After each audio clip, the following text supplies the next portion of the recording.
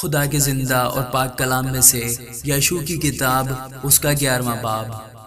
جب حصور کے بادشاہ یابین نے یہ سنا تو اس نے مدون کے بادشاہ یوباب اور سمرون کے بادشاہ اور کشاف کے بادشاہ کو اور ان بادشاہوں کو جو شمال کی طرف کوہستانی ملک اور کنرت کے جنوب کے میدان اور نشیب کی زمین اور مغرب کی طرف دور کی مرتفع زمین میں رہتے تھے اور مشرق اور مغرب کے کنانیوں اور اموریوں اور ہتھیوں اور فریزیوں اور کوہستانی ملک کے یبوسیوں اور حویوں کو جو ہرمون کے نیچے مصفا کے ملک میں رہتے تھے بلوا بھیجا۔ جب وہ اور ان کے ساتھ ان کے لشکر یعنی ایک انبوا کثیر جو تعداد میں سمندر کے کنارے کی ریت کے مانند تھا بہت سے گھوڑوں اور رتھوں کو ساتھ لے کر نکلے، اور یہ سب بادشاہ مل کر آئے اور انہوں نے میروم کی جھیل پر اکٹھے ڈیرے ڈالے تاکہ اسرائیلیوں سے لڑے۔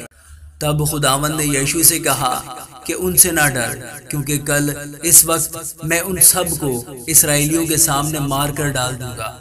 تو ان کے گھوڑوں کی کونچیں کاٹ ڈالنا اور ان کے رتھ آگ سے جلا دینا۔ چنانچہ یشوع اور سب جنگی مرد اس کے ساتھ میروم کی جھیل پر ناگہان ان کے مقابلہ کو آئے اور ان پر ٹوٹ پڑے، اور خداوند نے ان کو اسرائیلیوں کے قبضہ میں کر دیا۔ سو انہوں نے ان کو مارا اور بڑے سیدا اور مصرفات علائم اور مشرق میں مصفا کی وادی تک ان کو رگیدا اور قتل کیا، یہاں تک کہ ان میں سے ایک بھی باقی نہ چھوڑا۔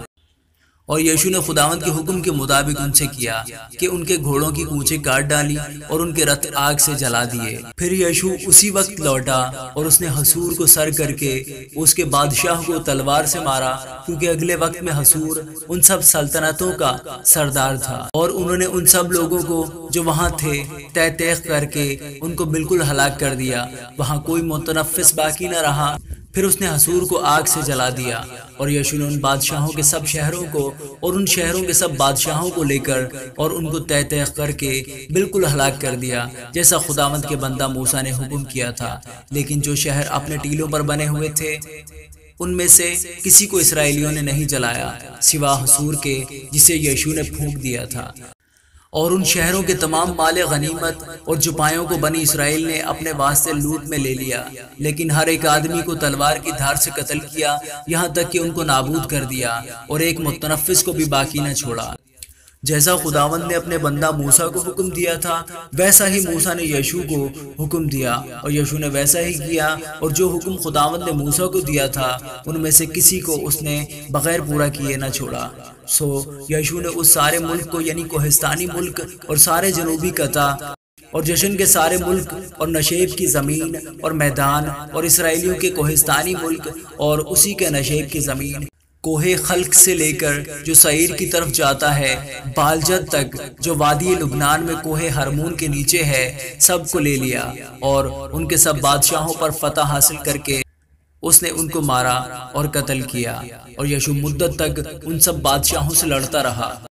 سوا حویوں کے جو جبعون کے باشندے تھے، اور کسی شہر نے بنی اسرائیل سے صلح نہیں کی بلکہ سب کو انہوں نے لڑ کر فتح کیا، کیونکہ یہ خداوند ہی کی طرف سے تھا کہ وہ ان کے دلوں کو ایسا سخت کر دے کہ وہ جنگ میں اسرائیل کا مقابلہ کریں، تاکہ وہ ان کو بالکل ہلاک کر ڈالے اور ان پر کچھ مہربانی نہ ہو، بلکہ وہ ان کو نیست و نابود کر دے جیسا خداوند نے موسیٰ کو حکم دیا تھا۔ پھر اس وقت یشوع نے آ کر اناکیم کو کوہستانی ملک یعنی حبرون اور دبیر اور اناب سے بلکہ یہودا کے سارے کوہستانی ملک اور اسرائیل کے سارے کوہستانی ملک سے کاٹ ڈالا۔ یشوع نے ان کو ان کے شہروں سمیت بالکل ہلاک کر دیا۔ سو اناکیم میں سے کوئی بنی اسرائیل کے ملک میں باقی نہ رہا، فقط غزہ اور جاد اور اشدود میں تھوڑے سے باقی رہے۔ پس جیسا خداوند نے موسیٰ سے کہا تھا اس کے مطابق یشوع نے سارے ملک کو لے لیا، اور یشوع نے اسے اسرائیلیوں کو ان کے قبیلوں کی تقسیم کے موافق میراث کے طور پر دے دیا، اور ملک کو جنگ سے فراغت ملی۔ آمین۔